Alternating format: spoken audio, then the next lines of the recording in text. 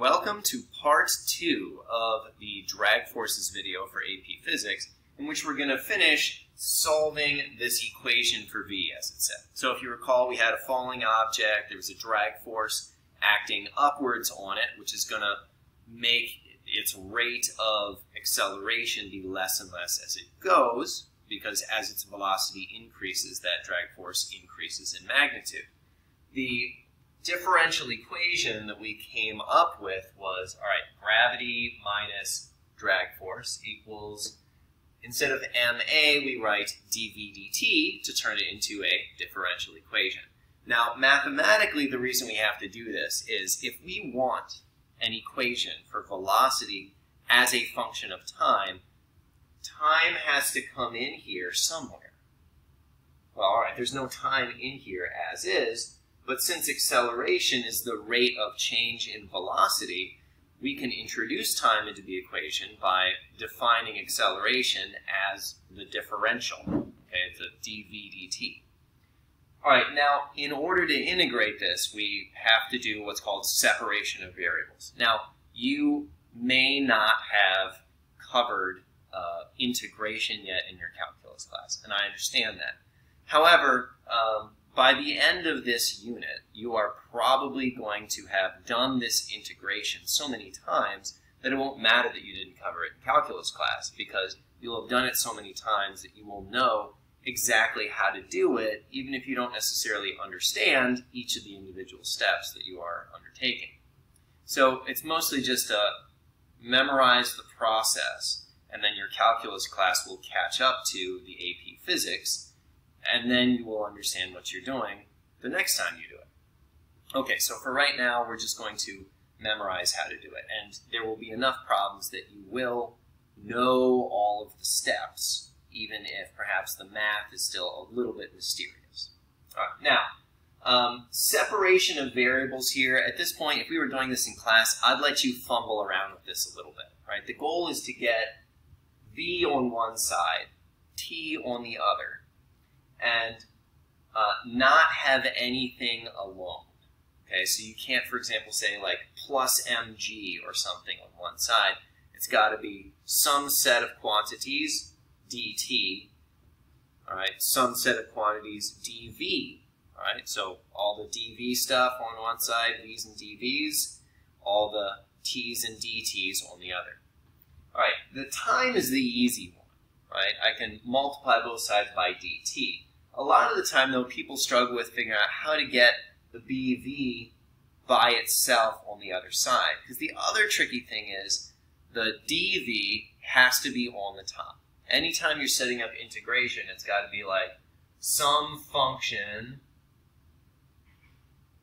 and then a dx or a dt or whatever it may happen to be. It can't be with a dx on the bottom.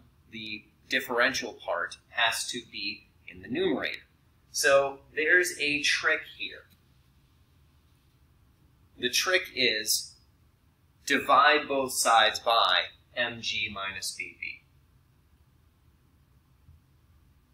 All right, frankly, that sort of trick there would never have occurred to me either.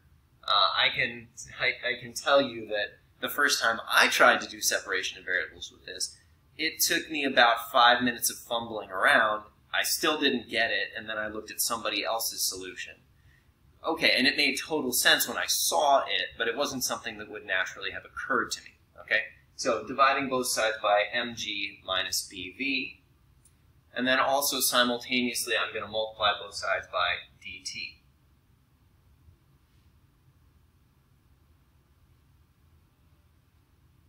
All right. So dt is gone from that side, and now we have just ultimately dt over here on the left. All right, and then on the right side, we have m dv over mg minus bv. All right, so we can now say that we have successfully separated our variables because we have all the differentials in numerators. There's no v's on this side, and there's no things related to t on this side, right? So our variables are now separated. The next thing that we have to do is integrate. Okay, so one side we're integrating with respect to time. So always your initial time is, of course, 0, because that's what we mean by initial time. You are always going to do a definite integral for these things. There is another way to set things up where you don't do a definite integral, but usually a definite integral is the right choice. All right, so from 0 to whenever we want to know about the velocity. So the top bound is just going to be t. On this side, we're going to integrate from, well, okay, the bottom bound, since this is the velocity side, the bottom bound is the initial velocity. In this particular problem, the initial velocity is 0, but in other cases, you know, you could have something where it was, say, thrown downwards or maybe launched upwards. You'll see a question later where it's like that. And so the initial velocity could go down there. All right. In this case, the initial velocity is 0, so I'll just leave 0 there. All right. And then the goal here is to find the velocity at some arbitrary time. So that means that my top bound is going to be some arbitrary velocity v. There it is. Okay, the next thing is actually carrying out the integration. So you guys may or may not know the integrals involved here. My guess is if you're in Calc 2, you might. But if you're in Calc 1, no, you haven't seen the integrals for this yet.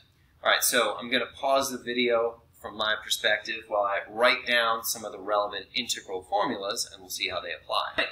Here are the integral formulas.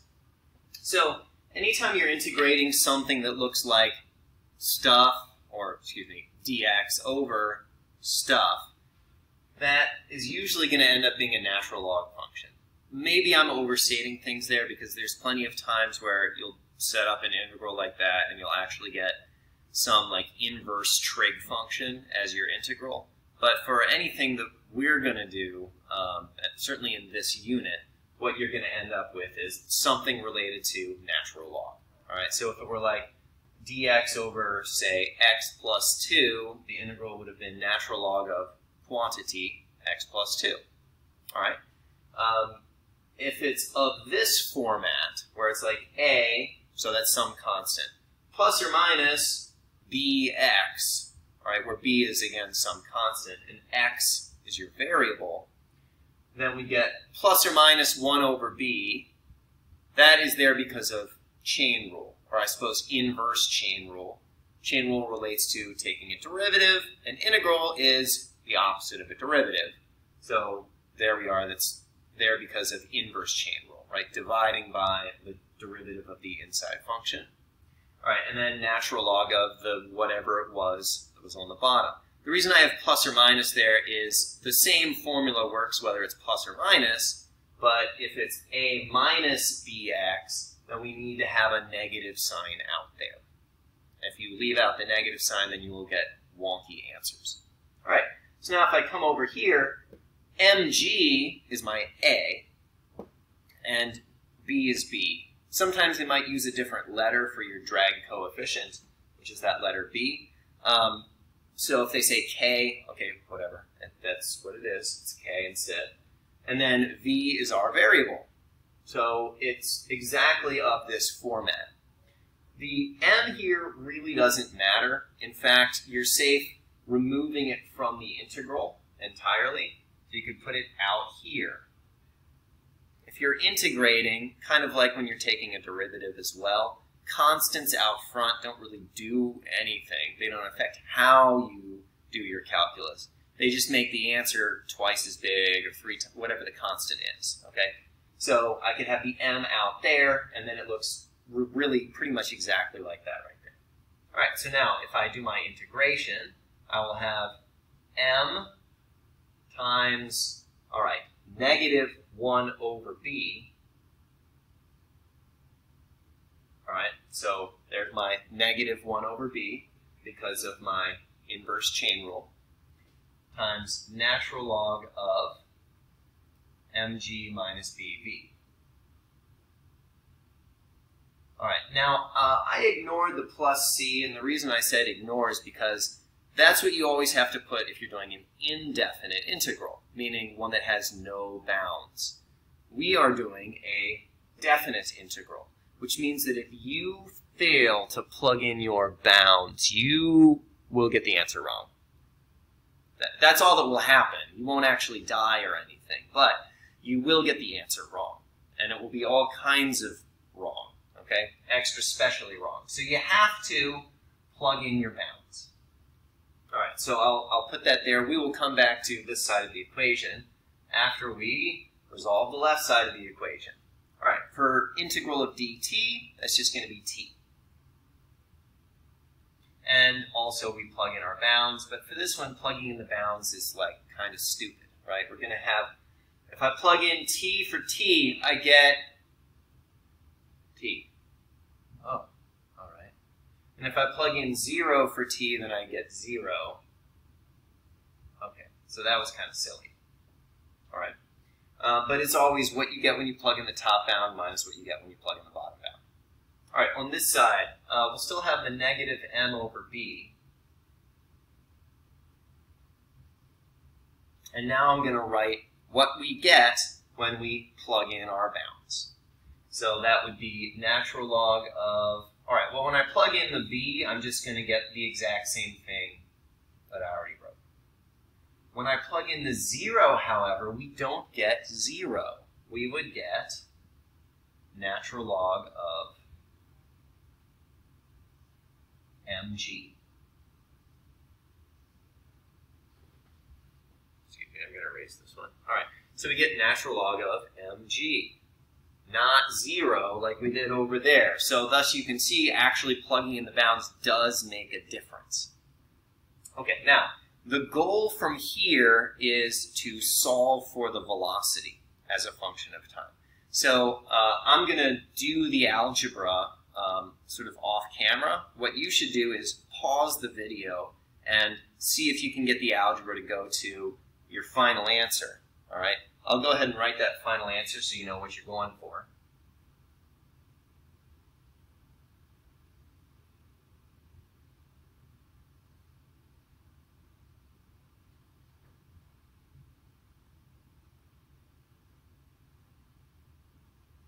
So there it is. That's what it should end up as. So pause the video, and then I'll continue. I'll write the algebra out, and then you can replay the video and resume the video rather, and then see how we get to this answer. If you couldn't make, I'm sorry, there should not be a negative sign there. I don't know what I was thinking. All right. In any case, resume once you feel like you've got it, or if you get stuck, and see if you can verify that. Yep, you did that right. So there's one line in your work later. All right, we'll keep going. There's the final couple of steps. From here, it would be a matter of, all right, divide both sides by -1 so that the signs switch. Divide both sides by b, and then factor out your mg over b, and you're going to get this final answer. All right, thanks, guys. I hope that helps.